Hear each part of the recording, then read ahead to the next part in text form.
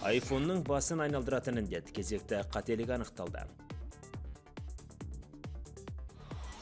Жарнаманы толық бұғаттау неміс сайттары қолданушының мазасын алатын хабарландыру мәтіндеріне қарсы. Ал Apple Nokia компаниясының картографиялық сервисін сатып алуға ниетті.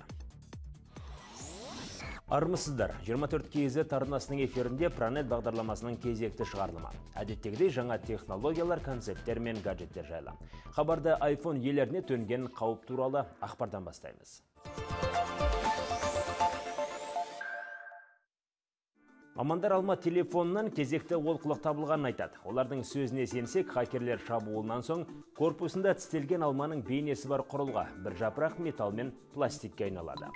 Сан-Францискода өткен RSA конференциясында SkyCure компаниясының зерттеушілері Apple'дың iOS 8 операциялық жүйесінде табылған қателік туралы кеңінен айтты. Оған NoOS Zone деген атау берген. Егер iPhone иесі індет жұқтырғыш Wi-Fi-дың шырмауына іліксе, вирус шалмаған смартфон өздігінен өшіп жанып тұрады екен. Мәселен, қаскүнемдер виртуалды түрде операциялық жүйенің түбіне жетіп, оны істен шығарады. Әзірге бұдан қалайша сақтануға болатындығы айтылмайды. Мамандар қателік туралы Apple қызметкерлерін хабардар еткен. Әзірге Wi-Fi байланыс бар жерді айналып өтіп сақтануға тура келеді. Абырой болғанда әзірге алма телефонын хакерлер шабуылдаған оқиғалар тіркелген жоқ.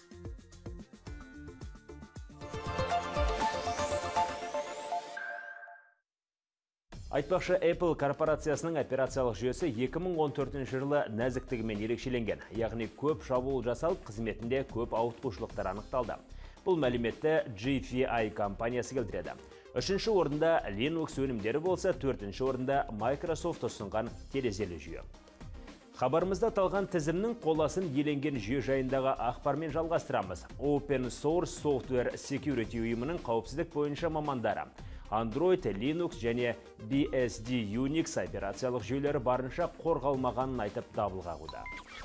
Linux, BSD және Androidті сымсыз байланысқа қосатын WPA Supplicant модулінде ақау шыққан. Alibaba Group аплеттеріне қызмет көрсететін топ аталған олқылықтың бетін ашты. Мәселен, мәліметтер пакеті P2P желісі немесе Wi-Fi арқылы жіберілген уақытта ішіндегі кейбір ақпар түп орнымен ауысып кетеді екен. Осыдан барып Android құрылғыларына қауіп төніп тұрғандығы айтылады. Бүгінгі таңда бұл саңылауға жамау болатын бағдарлама жасалды, бірақ оны орнатудың өзі машақаты көп істейді сарапшылар. Ендеше Google'дың тілеуін тілеп, жақын уақытта жасыл роботты қорғайтын қосымша жасалады деген ойдамыз.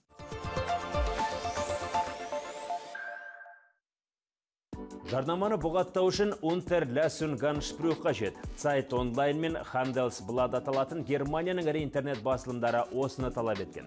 Немістің заң саласындағы термині соттың тыйым салуы дегенді білдіреді. Медиа компаниялар AdBlock Plus браузеріне арналған қосымшаға тыйым салуды көздейді.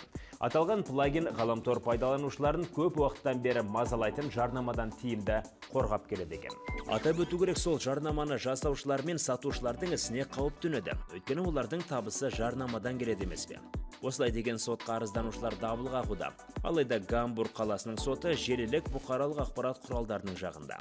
Яғни 1000 жарнамадан қолданушыны сақтап қалатын қондырғы жарнамадан құтылудың жақсы тәсілі дейді сот өкілдері. Алайда медиа компаниялар бұл уәжбен келісер емес. Енді олар жаңа арыз беріп, AdBlock Plus-тың жарнама берушілердің арқасында қыруар қаржы тауып жатқанын айтады. Мәселен, жарнама беруші өз компаниясын ақ тізімдегілер қатарына өткізу үшін қосымша қаржы төлейді екен. Сол жарнама ғана қолданушының назарына ұсынылатын көрінеді. AdBlock Plus-тың да бұған айтары бар, сөзбе-сөз келтірер болсақ. Біз тонаушы емеспіз, өйткені сол компаниялардың 90% бізге бір тиын да төлеген емес.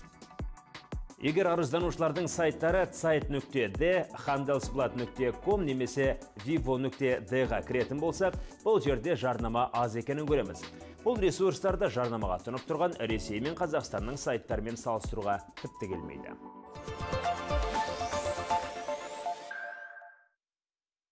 Here картографиялық қызметіне Apple көз салып отыр. Жақында Nokia онлайн карта жасаумен айналысатын бөлімшесін сатылымға шығарғаны жөнінде айтқан еді. Бұл түсінікті де, өйткені Фин компаниясы қызмет аясын кеңейтіп, технология өндірісін қолға алмақшы. Nokia сондай-ақ мобильді бизнесін Microsoftқа сатқаны тағы бар.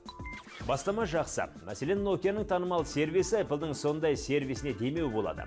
Шынында жаңаштылған алма картасы әлі белгісіз, ал Фин құрастырушыларының тәжірибелері бар. Ал купертиндықтар керісінше бәсекелестерінен оқ бой озып шығу керек. Bloomberg агенттігі басқа да сатып алушыларды тізген. Олар Қытайдың Alibaba аталатын компаниясы, Американың Amazon'a, Қытайдың танымал іздеу жүйесі Baidu мен немістің көлік құрастырушысы. Сауда-саттық сәуірдің соңына жоспарланған. Біздің Twitter, Facebook және басқа да әлеуметтік желінің бетінде ашылған парақшаларымызға жазылуды ұмытпаңыздар. Ал хабардың жіберіп алған санын 24 KZ сайтынан табасыз. Келесі жүздескенше онлайнда бір болайық.